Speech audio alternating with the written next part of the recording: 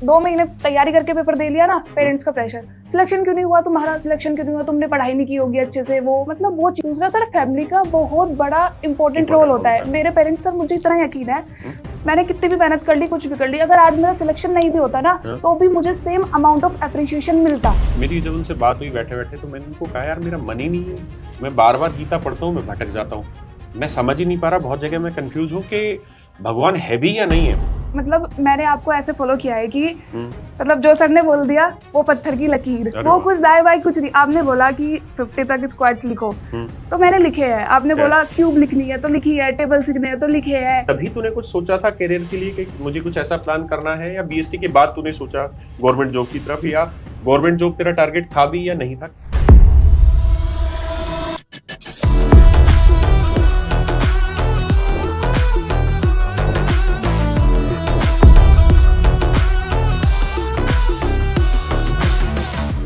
मेरे प्यारे बच्चों, आप सभी को नमस्कार। आज आपसे एक बच्ची को मिलाने जा रहे हैं जो यूपी मुजफ्फरनगर से, जिसका नाम है शिवानी बाल्यान, और जिसने अभी जो एसएससी सीएचएसएल का रिजल्ट आया उसमें उसका सिलेक्शन हुआ है। तो आइए बात करते हैं शिवानी बाल्यान से। और जाट परिवार से है, देसी परिवार से। शहर में रहते हो या गांव में रहते हो? सर गांव में रहते हैं। क्या नाम गांव का? गोइला गांव है सर। गोइला मुजफ्फरनगर जिले में। मुजफ्फरनगर जिले में जी। तो शिवानी बेटा, बता कहाँ से क्या पढ़ाई करी और कैसे क्या बचपन से सारी चीजें मुझे एक्सप्लेन कर। सर मेरी स्कूलिंग 10th तक तो हुई थी द स्काईलाइट स्कूल से, in which I have got 95.2% marks. Brilliant. After that we have shifted to Meerut, and I have done my 12th from Vardhaman Academy, in which I have got 96.6% marks. पहली लड़की जिसने English में सारा intro किया है। After that I have done my graduation from DN Degree College, Meerut. और किस चीज में की ग्रेजुएशन? BSc PCM। BSc में। अच्छा, और उसके पेरेंट्स क्या करते हैं? Sir mother is a home maker and my father is a lecturer in inter college. कहाँ पे? शाहपुर, मुजफ्फरनगर में, राष्ट्र इंटर कॉलेज। और कितने भाई बहन हो? 3 भाई बहन है सर। एक बड़ा भाई है, एक छोटा भाई है, और बीच में मैं हूँ। मजे ले गई तो है। जी जी। अच्छा, तो ये बता कि तूने जब बीएससी की तभी तूने कुछ सोचा था करियर के लिए कि मुझे कुछ ऐसा प्लान करना है, या बीएससी के बाद तूने सोचा गवर्नमेंट जॉब की तरफ, या गवर्नमेंट जॉब तेरा टारगेट था भी या नहीं था? वो जर्नी बता मुझे पूरी। सर ग्रेजुएशन के टाइम पे मैंने डिफेंस एग्जाम ट्राई किए थे। ये कब की बात है? और ग्रेजुएशन कंप्लीट हुई? ग्रेजुएशन मेरी 2023 में कंप्लीट हुई है। अच्छा। And during graduation I have cleared ND written twice, and I think air force, XY group, navy, SSR। तो डिफेंस में मैंने ट्राई किया था, लेकिन वही था कि मतलब उस टाइम पे ग्रेजुएशन के बिना आप CGL तो ट्राई नहीं कर सकते हो। और तो उस टाइम पे मैंने ग्रेजुएशन के दौरान डिफेंस की चीज़ें ट्राई की। मेरा SSB नहीं हो पाया था NDA में। अच्छा। तो SSB में मुझे लगा कि जितना मैं इनपुट डाल रही हूँ उतना आउटपुट वहाँ से निकलने की मुझे उम्मीद नहीं थी। तो मुझे लगा जिस चीज़ को मैं कर सकती हूँ मैं उस तरफ बढ़ती हूँ। फिर मैं SSC की तरफ आई ग्रेजुएशन के बाद। ये कब की बात है जब SSC के बारे में सोचा? ग्रेजुएशन के बाद ही सोचा था सर। 2023 में मेरी ग्रेजुएशन कंप्लीट हुई थी। तो किसने बताया, या यूट्यूब पे सर्च किया SSC के बारे में, या कैसे वो जर्नी क्या थी गवर्नमेंट जॉब के लिए? जैसे पहले आपने NDA के लिए केवल डिफेंस पे ओरिएंटेड रहे, उसके बाद फिर आपने SSC का, तो वो सोच कहाँ से बनी SSC के लिए या स्टेट एग्जाम के लिए? वो कैसे सोचा? वो कोई चीज से इन्फ्लुएंस हुए या कोई लगा हुआ था आस पड़ोस में? वो बता मुझे बेटा। सर मुझे एक डिसेंट जॉब चाहिए थी, तो दिमाग में थोड़ा सा सर्च करने के बाद में CGL ही आया। अच्छा। कि CGL ही मेरा टारगेट है, मेन टारगेट CGL ही है। तो मुझे लगा कि अगर CGL से एक अच्छी डिसेंट पोस्ट मिल जाती है तो बस वही था दिमाग में कि अच्छी सैलरी और सब कुछ, तो बस। और तैयारी कैसे करनी स्टार्ट की? सर तैयारी में हमें सबसे पहले फोकस करना होता है कि सिलेबस क्या है, एग्जाम पैटर्न क्या है, कैसे कैसे चीज़ें, मतलब सब कुछ हमें एक ओवरव्यू लेके चलना पड़ता है। अगर हम खुद से उन चीज़ों को ढूंढने चलेंगे तो फिर हमारा काफ़ी टाइम वेस्ट हो जाएगा उस चीज़ में। तो बेटर है कि आप किसी की उंगली पकड़ो और वो आपको सारा सिलेबस में से घुमा के लेके जाएंगे। तो मैंने तो सर फिर आपसे ही शुरू किया पढ़ना। मैंने 1-2 टीचर और ट्राई किए थे पहले, लेकिन इतना बेसिक से, इतना ग्राउंड लेवल से कोई नहीं शुरू करवाता है। बिल्कुल। मुझे पूरा यकीन है सर कि अगर कोई बच्चा कभी भी मैथ्स नहीं पढ़ी होगी ना, आपसे पढ़ना शुरू करेगा, ऐसा हो ही नहीं सकता उसकी समझ नहीं आए चीज़ें। अरे इतना ग्राउंड लेवल से आप पढ़ाते हो। तो धीरे धीरे मैंने बैचेस लिए, इंग्लिश का लिया था जयदीप सर का, आपका लिया था मैथ्स का, और जीके का लिया था अभिषेक सुमन सर की टीम का। तो मैंने वहां से एक बार सिलेबस कंप्लीट किया। पहले पूरा सिलेबस कंप्लीट किया? जी जी। तो लाइव बैच लिया था तूने बच्चे या सर VOD? मैंने लाइव बैच लिया था, बट लाइव क्लास कभी नहीं ली। कारण क्या? मैं देखता हूँ जितने बच्चे सिलेक्टेड आते हैं मोस्टली वो लाइव क्लास नहीं लेते, रिकॉर्डेड लेते, उसका कारण क्या है? सर 2x पे करके लेते हैं, तो अच्छा, 2x उसमें पे। टाइम सेव हो जाता है और अपने हिसाब से। करना भी ऐसा ही चाहिए आदमी को ना, अपने अपने पेस के अकॉर्डिंग पढ़ना चाहिए। लाइव में बहुत ज़्यादा समय खराब हो जाता है, क्योंकि टीचर जो पढ़ा रहा होता है वो सबको सोच के पढ़ा रहा होता है, जबकि आप किसी चीज़ को बहुत जल्दी समझ जाते हैं या कोई किसी चीज़ को बहुत धीरे समझता है, तो आप अपने पेस के अकॉर्डिंग उसको पढ़ लेते हो। तो तूने ये नहीं सोचा स्टार्टिंग में कि ऑफलाइन पढ़ूँ, ऑनलाइन क्यों पढ़ूँ? सर मैंने सभी चीज़ें स्टार्टिंग से ही ऑनलाइन ही पढ़ी है। मुझे ट्यूशंस पढ़ना भी ज़्यादा पसंद नहीं था स्कूल के टाइम पे भी।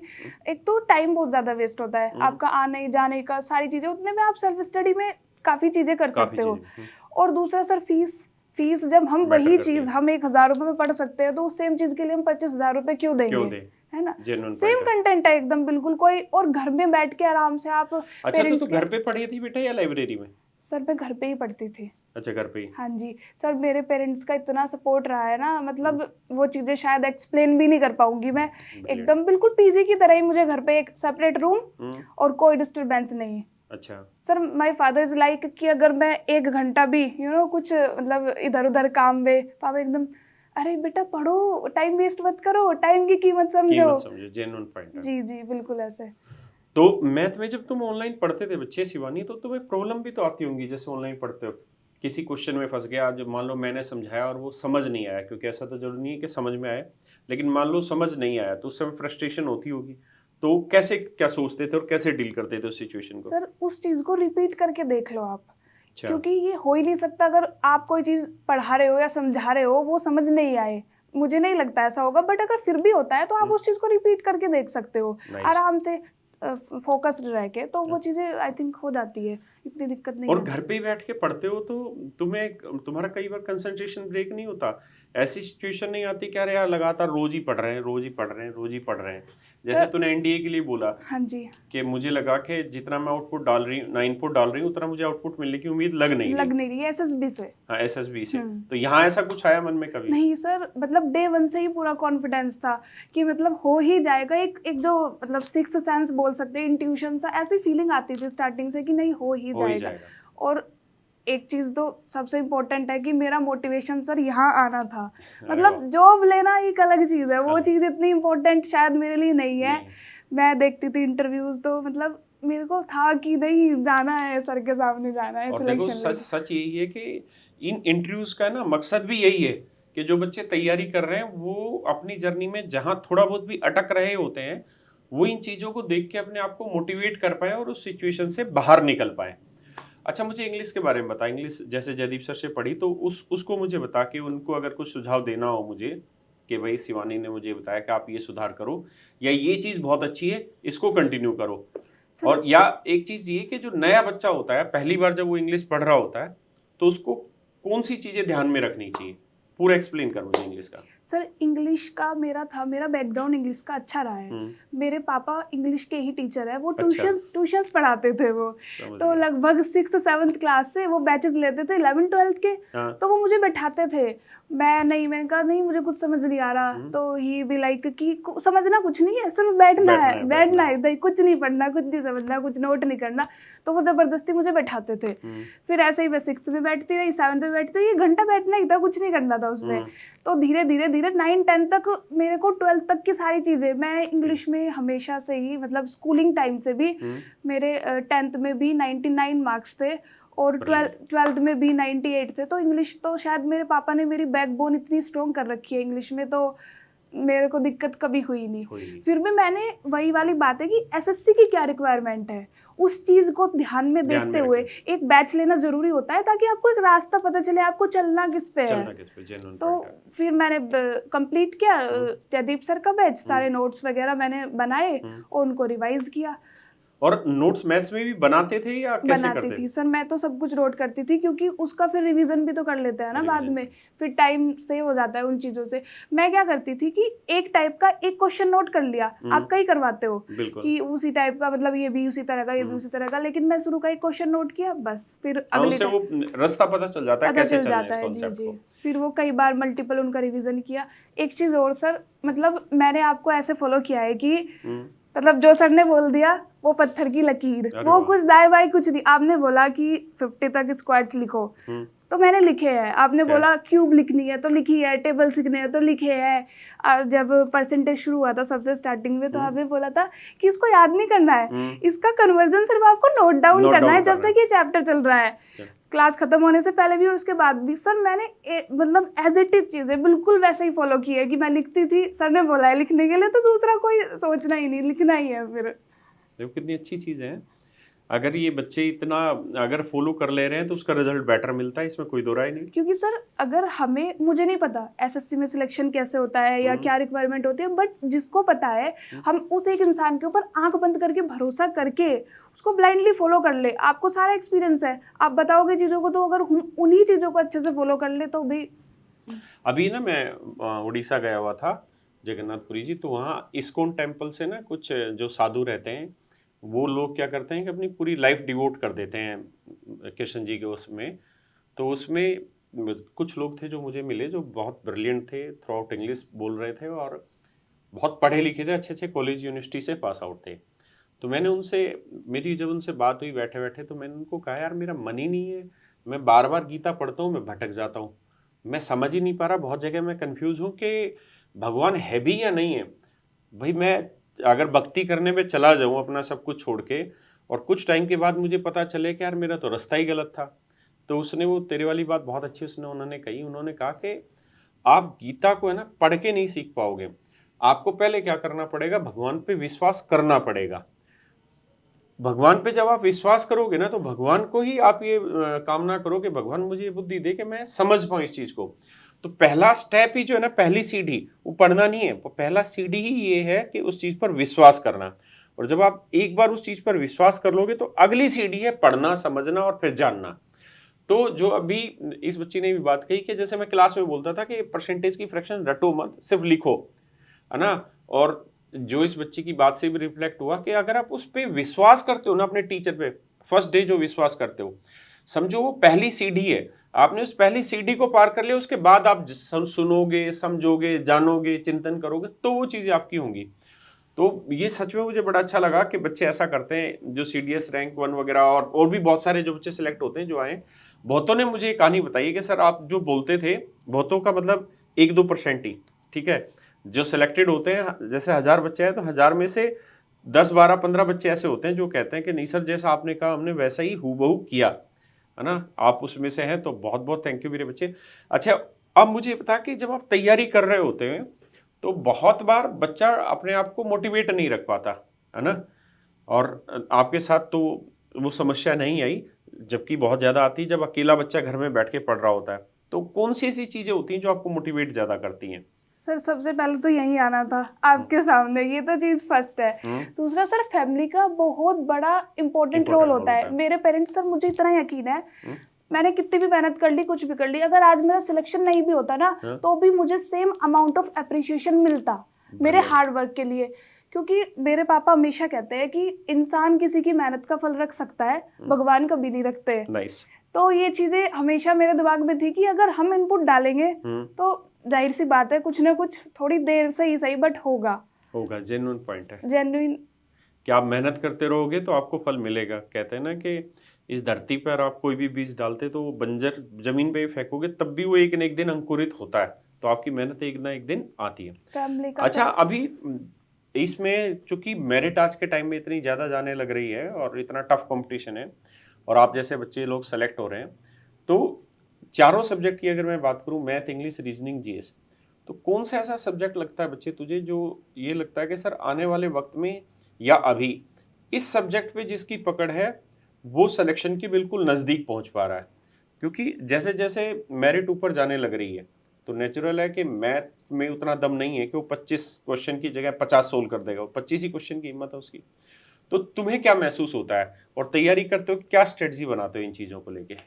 सर बाकी के 3 सब्जेक्ट है जो जीएस को छोड़ के, हम्म। उनमें तो आपको कोई कसर छोड़नी ही नहीं नहीं। है, क्योंकि उस मतलब आप सिलेक्शन की रेस से ही बाहर हो बाहर फिर तो। हो। अगर मैथ्स में कुछ गलत कर रहे हो, या मेरे 90 आउट ऑफ 90 है मैथ्स में मैथ्स में सीएचएसएल में। ब्रिलियंट। और रीजनिंग? रीजनिंग में 87 है। और इंग्लिश? 117। ब्रिलियंट। और जीएस में क्या था?